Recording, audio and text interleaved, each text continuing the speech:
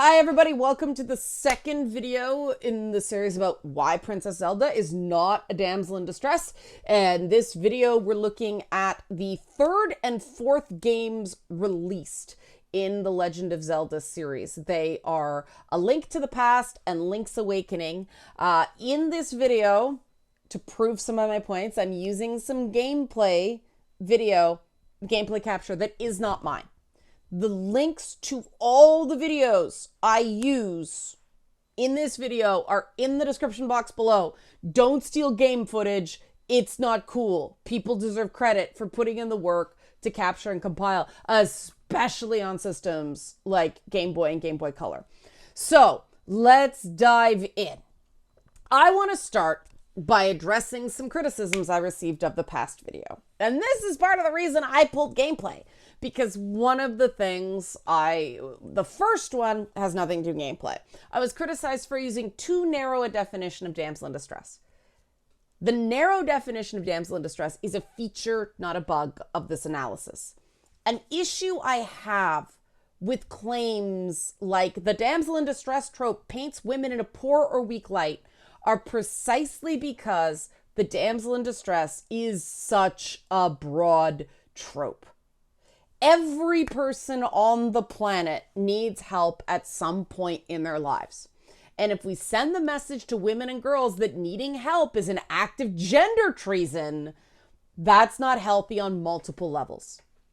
Similarly, if we analyze women in peril as some kind of inherently negative gender depiction, we have to see the male playable character in a video game as inherently disposable. Because, okay, the women in peril, oh my god, they're helpless. But the playable character in a video game, especially an action-adventure video game like The Legend of Zelda started as, they're shot, stabbed, blown up. They even die for the amusement of the player. It's really important that we don't engage in this kind of really derivative analysis because these are video games. People have been watching my content for a while. No, I am big on video games are games. Video games are toys designed to be played with. Yes, there are pictures. They reflect film in places, but ultimately they are played with. They are not films. They are not books. They are not a locked-in plot designed to be passively consumed. Video game narratives are, this is something I'm very big on, they're stories in their own right, yes. But they're also clever ways to explain the objectives and rules of the game to the player. Therefore, the damsel in distress, young woman in trouble definition is absolutely too broad to be useful. In The Legend of Zelda, the entire kingdom is in trouble. Link is just as imperiled as Zelda is if Ganon wins. Therefore, I use the definition for people who missed the first one. There's a link to the description box, but if you missed the first video, the definition of damsel in distress I am using is a female character put into immediate danger in order to put the cast in motion. The classic damsel has been kidnapped or captured and is locked away, awaiting rescue and afraid for her life and virtue. It's that central peril of the young woman's life or virtue that's essential for a damsel in distress to be just a damsel in distress. Like I said in the first video, a damsel in distress must be a diagnosis of exclusion. The damsel in question is the plot motivator, not knowledge, special powers, or abilities she has. Because if it's about knowledge, special powers, or abilities, the character could as easily be a man. It's that helpless woman, oh no, she's going to be sullied, or she's going to force to be married, or something like that. That is central to the feminist complaints about the damsel in distress. Because if we don't set these parameters, we have a problem. If we make the feminine version of something inherently worse than the masculine version of the same trope, and by the same tropes, I mean the kidnapped scientist taken for their knowledge, the president taken hostage for the power, access to nuclear weapons, the imperiled mentor trope. If we make the feminine version of these tropes somehow worse than the masculine version of the same trope by labeling it damsel in distress catch-all, this reduces the female character to her gender and is therefore sexist. That's why damsel in distress must be a diagnosis of exclusion. Got it? Got it. I want to move on. Second criticism. I use details only found in the game manual. No, no, no, no, no. You forget. The detail of Zelda herself breaking up the Triforce of Wisdom and hiding it from Ganon appears in the opening crawl of the game itself. Ta-da! Neither Zelda nor Ganon appear very much in the original game. And as you can see, the translations are pretty janky. But the end of the game explicitly states the victory condition is returning peace to Hyrule, not just rescuing the princess. All right. Let's move on to Zelda 3, A Link to the Past. We're going back to 1991. A Link to the Past was the beginning of some pretty major elements of central Zelda lore, including parallel worlds, the Seven Sages, their descendants, and the thick great fairies. It all begins with A Link to the Past. I'm not going to touch the timeline stuff. There's 3 different timelines. Link to the Past is a prequel to the first 2 Zelda games. It is not the first game. This isn't important to this analysis. If you want to check out the Hyrule Historia stuff, you can look it up. I'm going to move on because time. You'll notice that A Link to the Past features notably improved graphics. This is significant regarding what kind of stories they can tell. There's also much more detail and complexity in the story, and A Link to the Past was a very, very complex story for 1991. It was more like an episodic series than a movie with a really simple 3 to 5 act structure beginning, middle, and end. A Link to the Past starts with an evil wizard killing the King of Hyrule, and Princess Zelda practicing telepathy to let Link know trouble is afoot again. Yes, Zelda can do telepathy. A lot of characters this game can do telepathy. But Zelda gets rescued very, very quickly in the game, and then Link sets out to collect a bunch of pendants to stop said evil wizard from resurrecting Ganon and once again taking over the Kingdom of Hyrule. Again, the problem to solve is Ganon taking over. Zelda is not imprisoned at this moment.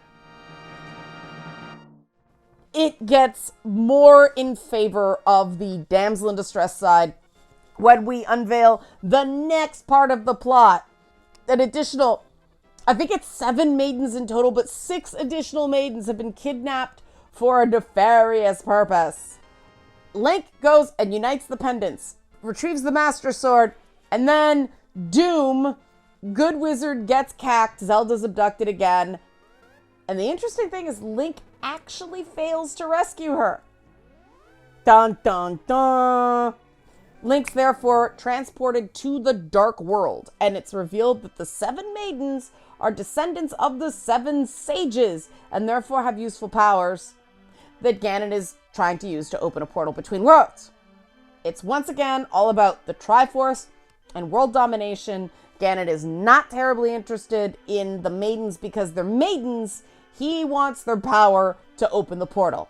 It's more like a kidnapped scientist trope than, or someone held for information than a typical damsel in distress. Because these maidens could easily have been young men.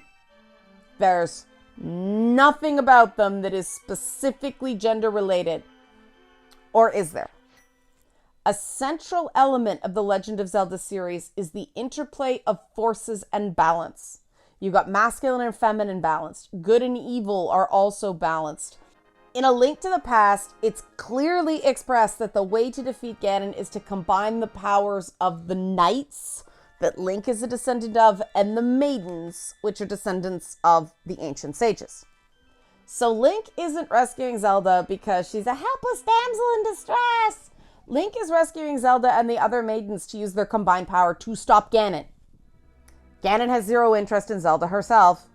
And at the end of the game, spoiler, everyone comes back to life. Now, I want to talk about the significance of the number 7 in Japan via Buddhist beliefs. Buddhism has 7 aspects of enlightenment, and these translate into English somewhat inexactly. They vary between traditions within Buddhism, but they approximate mindfulness, discernment, diligence, joy, tranquility, concentration, and serenity. Now, do you notice how strength, power, and might don't factor into Buddhist enlightenment? Right. Power for power's sake is depicted as evil in the Legend of Zelda series, and that's very important to how we analyze the Legend of Zelda series. The Legend of Zelda does have a medieval Germanic aesthetic, that's true, but its morality has a lot of Buddhist influence, meaning elements that Western sensibilities view as passive or helpless, damsel in distress, are actually that tranquility, serenity, mindfulness, diligence. It's a rejection of impulsiveness. Mistaking this Princess Zelda, which remember is a ancestor of the Princess Zeldas in the first and second game. Mistaking this Princess Zelda's tranquility for weakness is Western arrogance, not solid scholarship. Every time Ganon thinks he's getting ahead, Zelda discovers some ancient wisdom that she passes on to Link that's ultimately Ganon's undoing. The maidens all give Link a piece of the answer. There is this ancient wisdom that flows through them.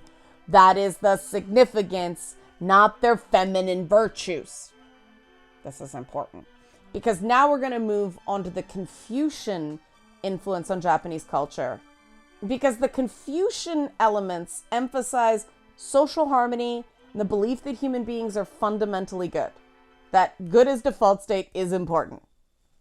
Compassion and knowing the differences between right and wrong are some of the highest virtues in the Confucian worldview.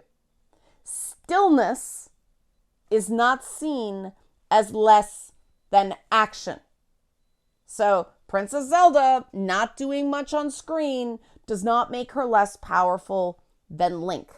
This is all functioning around a concept. It's got a few names, but I'm going to use the word dualistic monism. It's basically an interconnectedness of opposites. In Chinese tradition, it's known as yin and yang. I'm trying to be very cautious using Chinese terms to analyze a Japanese game. There are some sensitivities there, so I'm using the whole yin-yang thing for understanding, not accuracy, because that's the most commonly used term. These concepts are essential to understanding the meaning of the Legend of Zelda. Got it, here we go. The idea that Link acts alone and has more agency than Zelda is contrary to the dualistic monism philosophy. Interconnectedness teaches that active and receptive principles together bring order to the chaos of the universe. So Zelda is the yin, the receptive shadow, while Link is the yang, the active light. They're seen to be a unified whole. Just because Zelda's not on screen much doesn't mean her presence is not felt. And this concept continues to be important in Link's Awakening. Because Link's Awakening, it's one of the games Princess Zelda's referenced only briefly. It was a Game Boy game, which I guess they didn't want it to be a main entry. Not only does Zelda not appear in this game, but the Triforce doesn't appear in this game at all. But I'm going to use Link's Awakening as a compare and contrast here, because the fact that Princess Zelda isn't in it gives us an interesting lens. Link himself is imperiled and needs rescuing in Link's Awakening.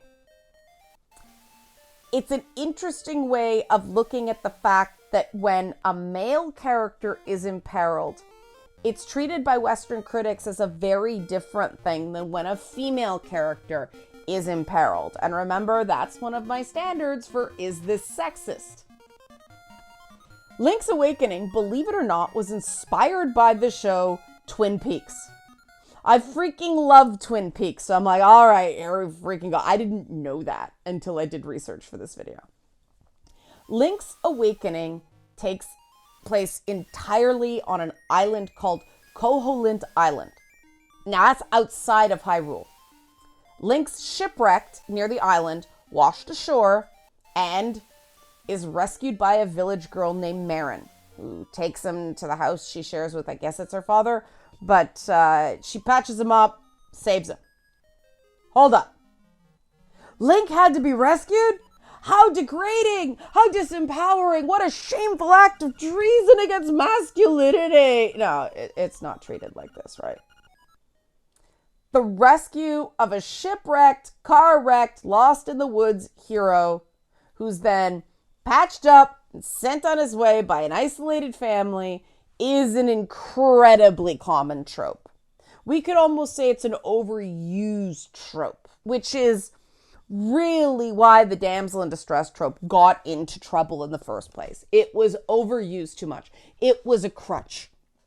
But the shipwrecked, car-wrecked, lost in the woods hero needing rescuing by a common person, why is that seen as fine, even though it's pretty overused? But a woman needing rescue is seen as a gender crime because of similar overuse. Now, often the answer to this, and there's some validity to this, often the answer to this is the woman is a device in a man's story. It's why June in The Handmaid's Tale is not a device in a man's story. It's her story. That's why June isn't seen as a damsel in distress in The Handmaid's Tale, even though she totally is. She's not capable of rescuing herself from her situation. That's not how Gilead works. We know what June's thinking. More importantly, we know what she's feeling. Therefore, we see her as more than a damsel in distress, even though she totally is.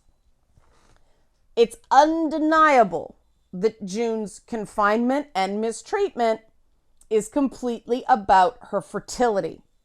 That's the whole point of Margaret Atwood's book, and yet The Handmaid's Tale is held up as a great work of feminism.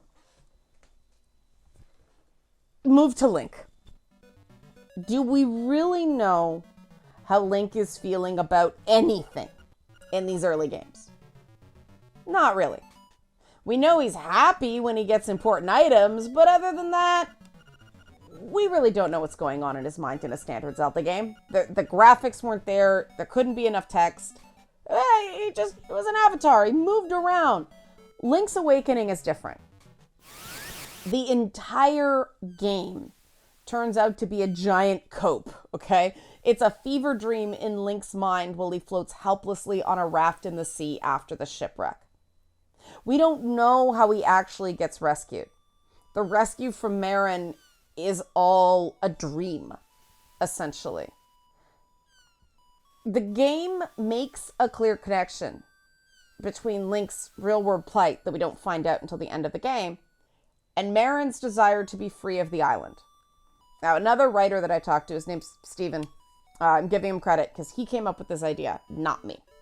He said in Link's Awakening, he found that Link conjuring up this village girl to save him, he saw that as symbolism, a sign that women are a very important force in Link's life. So almost like he sees women as spiritual protectors, or certainly emotional protectors, psychological protectors. Now, am I saying that a playable character like Link and a quest giver like these various women are the same? No. Am I saying that there aren't obvious differences between Zelda's confinement in the various games and Link's shipwreck? Of course not. What I'm asking you to contemplate is how different the analysis treats women who need help and men who need help. Women who need help are treated as weak and helpless. Men who need help are seen as humbled or brought low. Similarly, Marin is seen as helping Link, not rescuing him. Link is not seen as helping Zelda. He's seen as rescuing her in Western analysis, even though she's the highest ranking person, she's in charge, she's the one with the plan. Yes, there's some protagonist bias there. There is also innate gender bias in Western analysis that we need to call out. These analytical biases matter because we're only 4 games in. And the examples so far have been the absolute strongest arguments for Zelda being a damsel in distress. I'll give them that. I've taken a really close look at these games because I think it's important to examine the differences between how a player in the East, like in Japan, other parts of Asia, they're going to see it one way. We see it another way. And unfortunately, too many Western critics have taken the analysis through a warped Western lens as the correct one. And me with my anthropology background, I can't bring myself to do that. And it's really important to show, I won't say the giant holes in the argument that Zelda is a damsel in distress, but there are questions here. There is a counter argument. And I want to really set this home because the next game in the Legend of Zelda series completely blows the roof off the idea that Princess Zelda is a damsel in distress. The next video in this series is going to focus on Ocarina of Time. And I don't know how anybody takes Ocarina of Time and still thinks that Zelda's a damsel in distress. Hope you enjoyed this video. If you did enjoy this video, please help support this channel. I have a Patreon, patreon.com/LeannaK. I'm also doing one-on-one. I'm a peer counselor. If you're just tuning in for the video game content, you don't know the rest, I have a coffee for that. Or I'm starting up a men's group so we can discuss subjects in not open social media so people can not get yelled at for asking questions and things like that on issues of this type. Links are all in the description box below. Link, pardon the pun. Also, there are the video links to the videos I used. Greatly appreciative that people did the gameplay capture for me. So I didn't because I don't have a working Game Boy and I don't want to pay for Nintendo Online. So hope you enjoyed this video. Ocarina of Time is next week. Thanks for watching and go play games.